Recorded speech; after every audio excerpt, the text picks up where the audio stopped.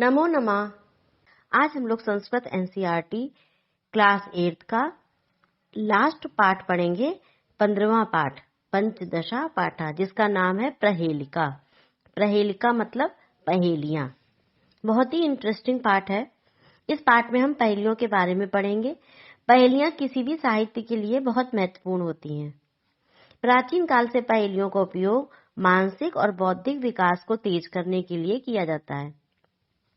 इससे न सिर्फ हमारी बुद्धि बढ़ती है बल्कि इंटरेस्ट भी बहुत आता है, बहुत मजा आता है। इस पाठ में क्या है, चलिए आज पढ़ते हैं। हर पहेली का उत्तर भी उसी श्लोक में छुपा हुआ है। तो पहली पहेली क्या है?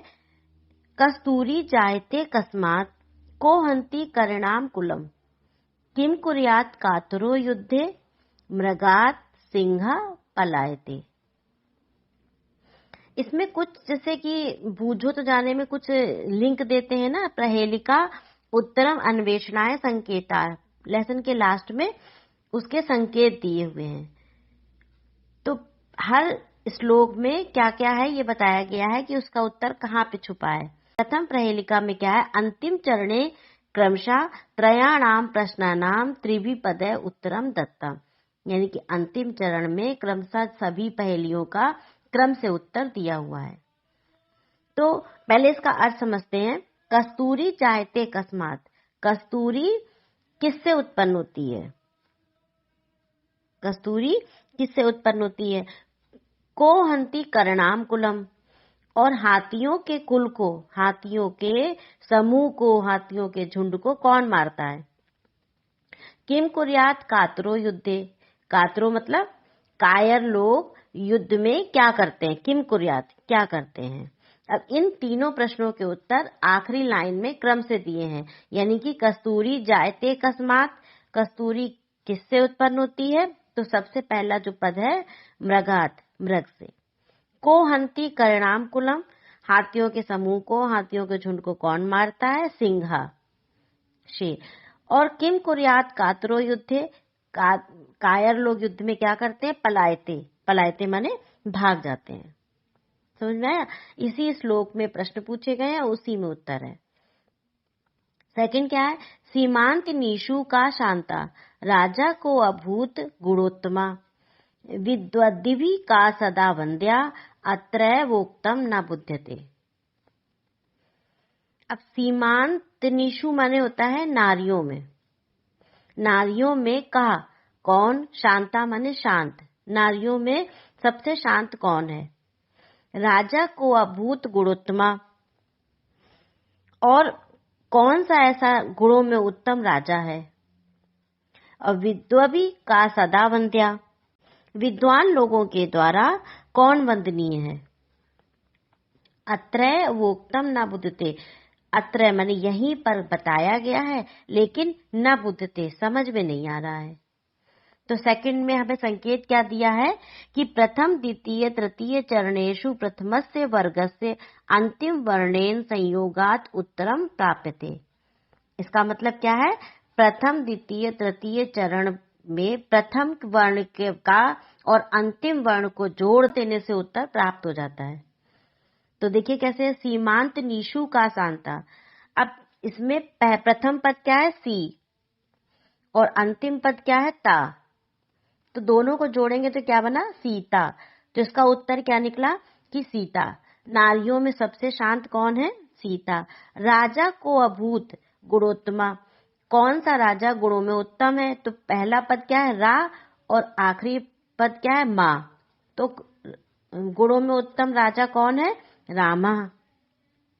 विद्वद्दि का सदा वंदनीय, वंदा, तो विद्वानों के द्वारा सदा वंदनीय क्या है? तो पहला पद वी है और आखिरी पद द्या है।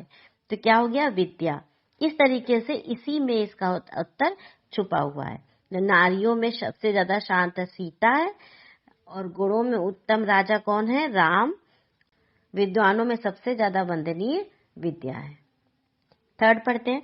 कम संग जघाना कृष्णा का शीतल वाहिनी गंगा के दार पोषण रता कम बलवंतम ना बाधते शीतम। अब कम संग जघाना कृष्णा मतलब कृष्ण ने संग जघान माने मारा, कृष्ण ने किसको मारा? और का शीतल वाहिनी गंगा, कौन गंगा सबसे ठंडी धारा वाली है? शीतल वाहिनी सबसे ज्यादा ठंडी धारा वाली है। और के तार पोषण रता, और कौन पत्नी के पोषण में लगा रहता है, पत्नी और बच्चों के। कम बलवंतम ना बाधते शीतम, और ठंड किस बलवान को नहीं सताती है? शीतम माने ठंड, ना बाधते नहीं सताती है, बलवंतम किस बलवान को ठंड नहीं सताती है। अब थर्ड में इसमें संकेत क्या दिया है? प्रतिचरणे प्रथम द्वितीययो प्रथम त्रयाणाम वर्णानाम संयोगात् तस्मिन् चरणे प्रस्तुतस्य प्रश्नस्य उत्तरम प्राप्यते। इसका मतलब क्या हुआ कि प्रतिचरणे प्रथम, हर चरण के प्रथम और द्वितीय और या प्रथम तृतीय वर्णों को जोड़ देने से उसका उत्तर प्राप्त हो जाता है। जैसे कम संजघान कृष्णा, कृष्ण ने किसको मारा?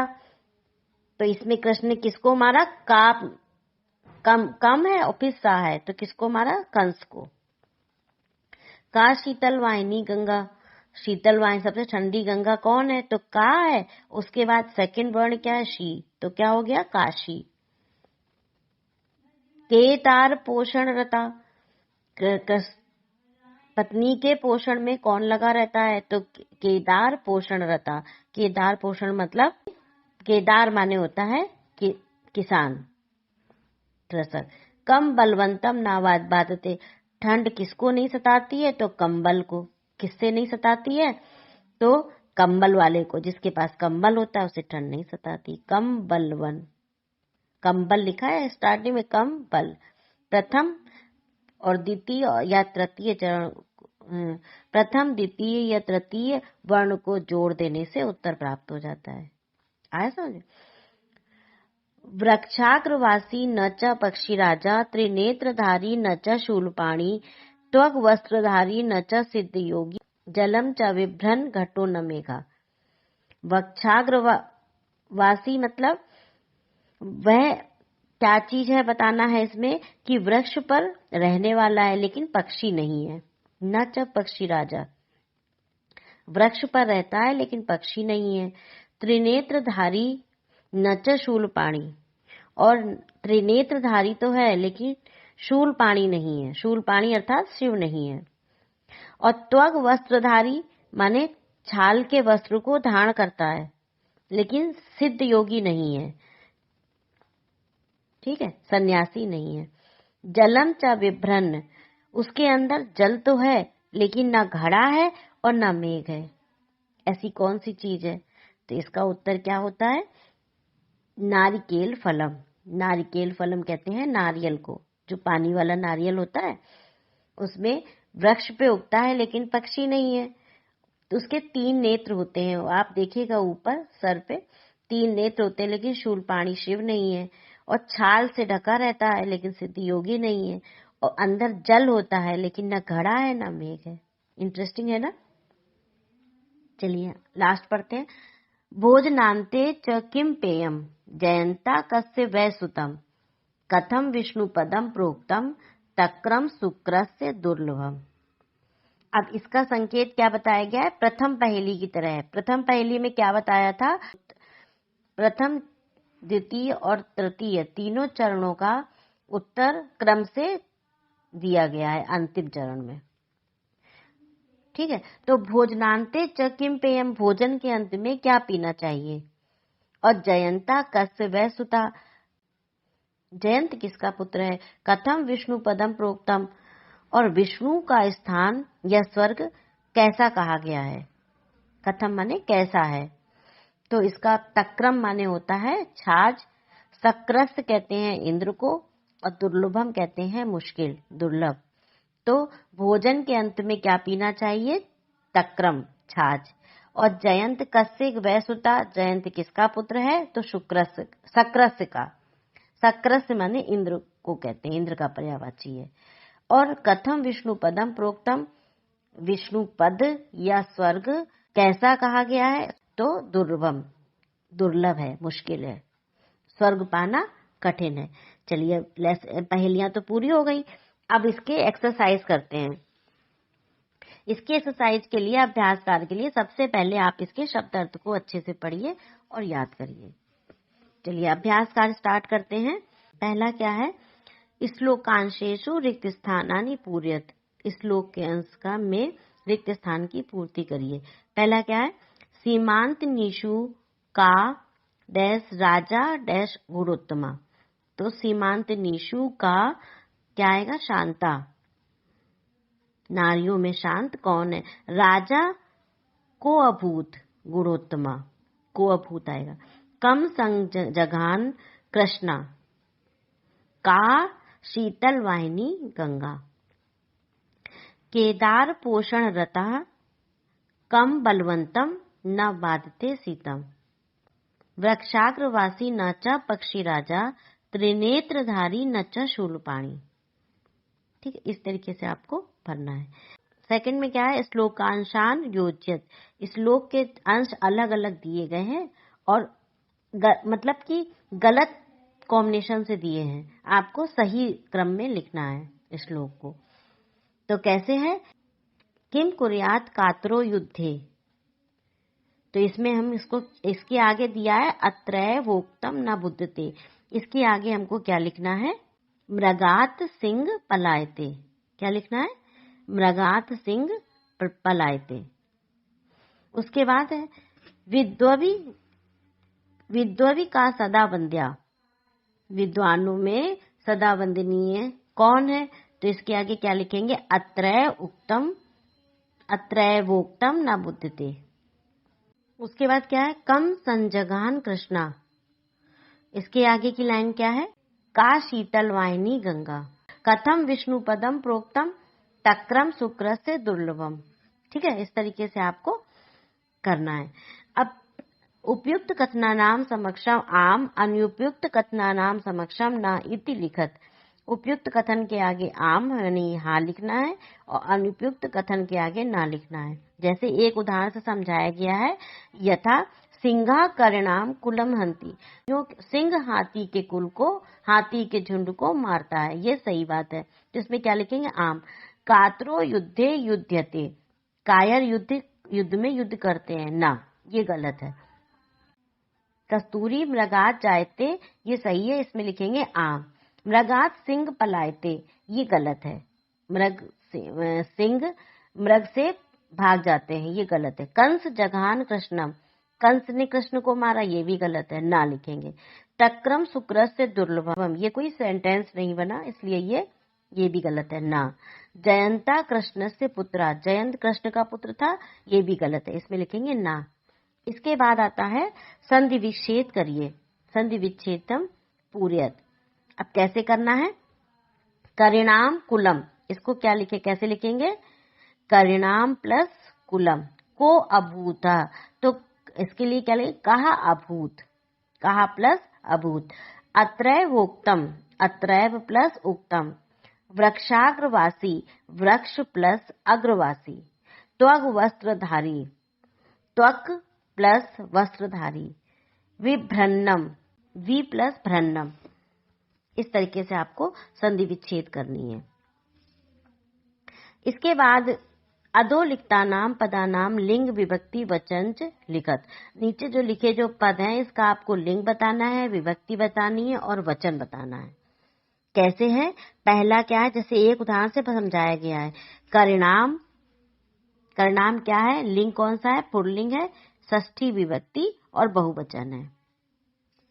इसी तरीके से आपको सब बताने हैं। जैसे कस्तूरी, कस्तूरी कैसी है, स्त्रीलिंग है और प्रथमा विभक्ति एक वचन है। युद्धे पुल्लिंग है, सप्तमी विभक्ति एक वचन। सीमांत निशु स्त्रीलिंग है, सप्तमी विभक्ति बहुवचन है। बलवंतम पुल्लिंग है, द्वितीय विभक्ति एक वचन। शूलपाणी पुल्लिंग है, प्रथमा विभक्ति एक वचन। और सक्रास्य पुल्लिंग है, षष्ठी विभक्ति एक वचन। इस तरीके से आपको लिंग, विभक्ति और वचन बताने हैं। आगे देखिए क्या है अभ्यास में, कि विलोम पदानी योज्यत, विलोम पद को मिलाना है। गलत लिखे हुए हैं, सही सही बताने हैं। तो जायते, जायते के आगे शांता लिखा है, ये गलत है। जायते के आगे क्या होगा, म्रियते। वीरा कातरः, वीर और कायर। अशांता शांता, मूर्ख है विद्वभी, विद्वान। अत्रैव का तत्रैव, आगच्छति पलायते। ठीक है, इस तरीके से आपको लिखना है। इसके बाद आता है समानार्थक पदम चित्वा लिखत। नीचे ब्रैकेट में 3 पद दिए हैं और इधर सबसे पहले जो पद दिया हो उसी का समानार्थक 3 पदों से छांट के लिखना है। जैसे करिणाम, करिणाम का क्या होगा? हाथी को कहते हैं करिणाम, तो इसका क्या होगा? अश्वा नाम भी नहीं होगा, गर्दभा नाम भी नहीं होगा, क्या होगा? गजा नाम। ठीक है। अभूत, अभूत माने हुआ को कहते हैं, तो अचलत अहसत भी नहीं होगा, क्या होगा? अभवत। ठीक है, अभवत होगा। इसके बाद वंद्या, वंद्या का वंदनीया, स्मरणीया, कर्तनीया, इसमें क्या आएगा? इसका समानार्थक पद क्या है? वंदनीया। बुद्धते का क्या आएगा? लिखते, अवगम्यते, पठ्यते, तो क्या आएगा? अवगम्यते। लिखना पढ़ना नहीं, जानना होता है बुद्धते। फिर घटा, तड़ागा, नला, कुंभा, घट को कुंभ कहते हैं, कुंभा होगा। संजघान माने मार डालना, तो अमार्यत, अखादत, अपिबत, तो क्या आएगा? अमार्यत। ठीक है, समझ में आ रहा है आपको समानार्थक पद कैसे होंगे? फिर 7th के में क्या है? कोष्ठक अंतर्गता नाम पदा नाम उपयुक्त विभक्ति प्रयोगेन अनुच्छेदम पूर्यत। कोष्ठक में जो पद दिया है उसका सही विभक्ति छांट करके आपको ये अनुच्छेद को पूरा करना है। जैसे एका काका, एक कौवा, आकाशा, अब आकाशा नहीं आएगा, आकाश में, किसके लिए क्या आएगा? सप्तमी व्यक्ति का प्रयोग होगा, तो लिखेंगे आकाशे। एका काका आकाशे डयमाना आशीत। तृषार्था सा, प्यास, प्यास से व्याकुल वह, जल, जलम नहीं जलम होएगा, जल नहीं आएगा। जलम अन्वेषणम करोति, जल को ढूंढता है। तदा सा, घट, घट नहीं आएगा, घटे। तदा सा घटे, अल्पम, थोड़ा सा, जलम, जल की जगह क्या आएगा? जलम। पश्यति, उसने देखा। सहा, उसने। उपल, उपल की जगह क्या लिखेंगे? उपलान, तृतीय विभक्ति का प्रयोग होगा, जैसे बालकान का होता है। मतलब उपले से, उपले मतलब कंकड़ से। आनीय, कंकड़ को आनीय माने लाकर। घट, घट की जगह घटे आएगा। घटे पातियति, घड़े में डालना शुरू किया। जलम, जलम इसमें दिया गया है तो जलम घट, घट की जगह फिर घटे आएगा। घटे ऊपर आगच्छति, जल घड़े के ऊपर आ गया। फिर यहाँ पे काक दिया है, तो काक की जगह प्रथमा व्यक्ति काकः होता है पुल्लिंग में, तो यहाँ लिखेंगे काकः सा आनंदा जलम पीत्वा तृप्यति। कौवे ने जल पीकर आनंद से जल पीकर तृप्त हो गया।